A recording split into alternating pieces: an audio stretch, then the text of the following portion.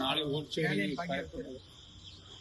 ಈ ರಾಷ್ಟ್ರದಲ್ಲಿ ಚುನಾವಣಾ ಆಯೋಗ ಸರಿಯಾದ ರೀತಿಯಲ್ಲಿ ಚಲಾಯಿಸೋದಕ್ಕೆ ಬಹಳಷ್ಟು ಸಂಸ್ಥೆಗಳು ಮಾಡಿದ್ದಾರೆ ಮತ್ತು ಬಿಜೆಪಿ ಪರವಾಗಿ ಕೆಲಸ ಮಾಡ್ತಿರ್ತಕ್ಕಂಥ ಅದರಲ್ಲೂ ನಾವಂತೂ ಮೊದಲೇ ಕಂಡಿಡಿದು ಕರ್ನಾಟಕದಲ್ಲಿ ಹೋರಾಟವನ್ನು ಮಾಡಿದ್ದೇವೆ. ಜೊತೆಗೆ ಅಲ್ಲಿಯ ಎಲೆಕ್ಷನ್ ಕಮಿಷನ್ಗೂ ಕೂಡ ನಾವು ಸೇರಿ ಸಿಗುರು ಅನ್ನೋ ಸಂಸ್ಥೆ ಕೂಡ ಆ ಮತದ ಬಗ್ಗೆ ಕೆಲಸ ಮಾಡ್ತಿದ್ದಾರೆ, ಅದನ್ನು ಹಿಡಿದ್ವಿ.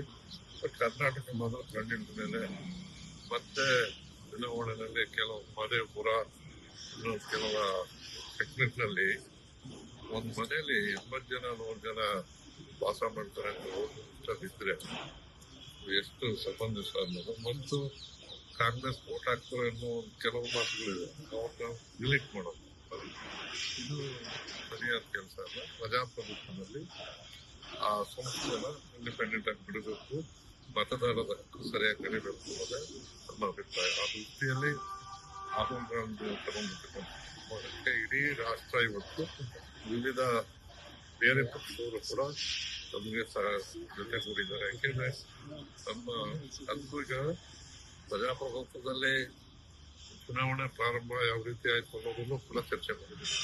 ಮೊದಲಾದ್ರೆ 4 ಆಣೆ ಯಾರು ನೀರಿನಲ್ಲಿ ಕಂದಾಯ ಕಟ್ಟೋರು ಓಟ್ ಹಾಕ್ತಾರೆ, ಒಂದೇ ಓಟು ಸಾಮಾನ್ಯ ಒಬ್ಬ ಕೂಲಿ ಕಾರ್ಮಿಕನಿಗೂ ಒಂದು ಓಟು, ಅತಿ ದೊಡ್ಡ ವ್ಯಕ್ತಿಗೂ ಒಂದೇ ಓಟು ಅನ್ನೋದು ಇಡೀ ಪ್ರಪಂಚದಲ್ಲಿ ಯಾವುದೇ ಇದ್ದಿದ್ರು ಕೂಡ ಪಕ್ಷ ಅನ್ನೋದು ಬರ್ತಾ ಇದೆ. ಅದ್ರ ಚುನಾವಣಾ ವ್ಯವಸ್ಥೆ ಸರಿಯಾಗಿ ನಡೀಬೇಕು ಅನ್ನೋದು ಅದನ್ನು ನಾವು ಚುನಾವಣೆಗಳ ನೋಡಿದ್ರೆ ಸಹಕಾರಿ ಚುನಾವಣೆಗಳನ್ನ ಬರೀ ನಂಬರ್ಗಳ ಮೇಲೆ ಓಟ್ ಹಾಕುವಷ್ಟು ಸುಮಾರವಾಗಿ ನಮ್ಮದ ಅಷ್ಟು ಜನ ಇದೆ. ಆದ್ರೆ ಅವ್ರ ಹಕ್ಕುಗಳು ಇಲ್ಲ ಇದ್ರೆ ಉದಾಹರಣೆಗೆ ಒಂದು ಮನೆ ಮೇಲೆ 5 ಜನ ಇದ್ರೆ ಓಟು ತೆಗಿಯಲ್ಲ, ಬೇರೆ ಬೇರೆ ಮಾಡೋದು. ಒಂದು ಬೂತ್ಗೆ 2, ಇನ್ನೊಂದು ಬೂತ್ಗೆ 3 ಆಗ್ತದೆ. 2ನೇ ಬೂತ್ಗೆ ಜನ ಹೋಗೋದೇ ಮಾಡೋದೇ ನಿಂತೋಗುತ್ತೆ. ಇದನ್ನೆಲ್ಲ ಕಂಡಿಡ್ಬೋದೇನೆ, ಇದನ್ನೆಲ್ಲ ಪ್ರಚಾರ ಆಗ್ತದೆ. ನೋಡ್ತಾ ಇದ್ದೀವಿ, ಬಗ್ಗೆ ರಾಷ್ಟ್ರೀಯ ಗಮನ ಸೆಳೆಯಬೇಕು ಅನ್ನೋದು ನಮ್ಮ ಅಭಿಪ್ರಾಯ. ಅದಕ್ಕಾಗಿ ಮತದಾರರ ಬಗ್ಗೆ ನಾನು ಏನು ದೊಡ್ಡ ಪ್ರಮಾಣದಲ್ಲಿ ನಾನು ಬಹಳ ಜನ ಬಂದಿದ್ದೇನೆ, ಭಾಗಿಯಾಗೋದು ನಾವು ನಮ್ಮ ಕೈಯಿಂದ ಹೈಕಮಾಂಡ್ ಏನು ಹೇಳುತ್ತಾ ತೀರ್ಮಾನಿಸ್ಬೇಕು. ನಾವು ಬಾಲು ಸೇರು ತರ ಹೇಳ್ತಾರೆ, ತರ ಹೇಳ್ತಾರೆ ಅಭಿಪ್ರಾಯ ಆಗುತ್ತೆ.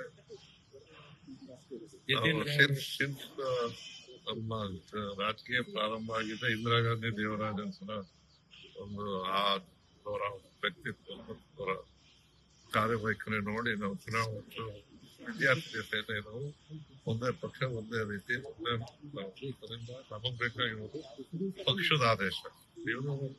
ಇವತ್ತು ಆಗ್ತದೆ ಸರ್ಪಂಚ್ ಮೊನ್ನೆ ಏನ್ ತಪ್ಪಾಗ್ತದೆ ಇಂತ ಮಾತಾಡೋರು ಕಡಿಮೆ ಆಗ್ತದೆ. ಬೇರೆ ಎಷ್ಟೇ ದೊಡ್ಡವರಾದ್ರು ಸಾರಿ ಹೇಳಿದ್ಮೇಲೆ ಅದನ್ನ ಸರಿಯಾದ ರೀತಿಯಲ್ಲಿ ಅದು ನಾನು ಕಂಡಷ್ಟೇ ಸರಿ ಇಲ್ಲ ಸರ್. ಈಗ ಒಂದ್ ಕಡೆ ಸಿಎಂ ಬಣದವರು ಮಾತಾಡ್ತಿದ್ದಾರೆ, ಖುದ್ದು ಸಿಎಂ ಪುತ್ರ ಮಾತಾಡ್ತಿದ್ದಾರೆ, ಈ ಕಡೆಗೆ ಇವರು ಸಹಜವಾಗಿ ಮಾತಾಡ್ತಾರೆ. ಸಿಎಂ ಪುತ್ರ ಅನ್ನೋದು ದೊಡ್ಡದಲ್ಲ, MLA ಆಗಿದ್ದಾನೆ, ಒಂದ್ಸರಿ MLC ಆಗಿದ್ದಾನೆ, ಈಗ MLC ಸಿಎಂ ಪುತ್ರ ಅನ್ನೋದು ದೊಡ್ಡದಕ್ಕಿಲ್ಲ. ಶಾಸಕರಾಗಿ ಮಾತಾಡ್ತಾ ಇದ್ದಾರೆ, ತಿಳಿಸ್ಬೋದು. ಆದ್ರೆ ಸಮಯ ಸಂದರ್ಭ ಸನ್ನಿವೇಶ ಸಿಎಂ ಬರ್ತಾರಲ್ಲ, ಚರ್ಚೆ ಏನಾದ್ರು ಆಗುತ್ತೆ ಸರ್? ಅದನ್ನ ಅವ್ರನ್ನ ಕೇಳಿಯಪ್ಪ. ಎಲ್ಲ ನಾಯಕರು ಕೂಡ ರಾಜ್ಯಕ್ಕೆ ಬರ್ತಾ ಇದ್ದಾರೆ, ಕಾರ್ಯಕ್ರಮ ಬರ್ತಾ ಇದ್ವಿ, ಎಲ್ಲಿಗೆ ಶಿಫ್ಟ್ ಆಗಿದೆಯೋ ಗೊತ್ತಿಲ್ಲ.